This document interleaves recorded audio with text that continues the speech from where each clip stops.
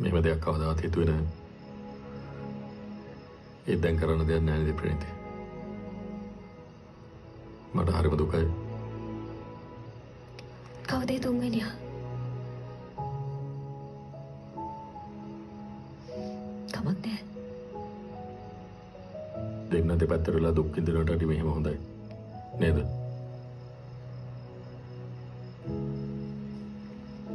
මට තේරෙනවා. කොතනද අත්සන් කරන්න ඕනේ? ඔයාගේ අකමැත්තක් විරෝධයක් නැහැ නේද?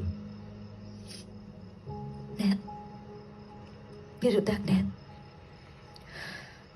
කොහෙත්ම නෑ.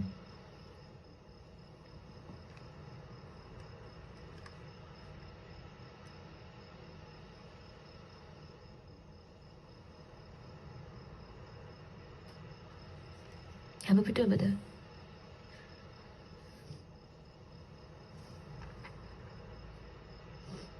අසාද බඳිනකොට නම් මෙච්චර කොළ ගොඩක් තිබුණේ නැහැ නේ අත්සන් කරන්න.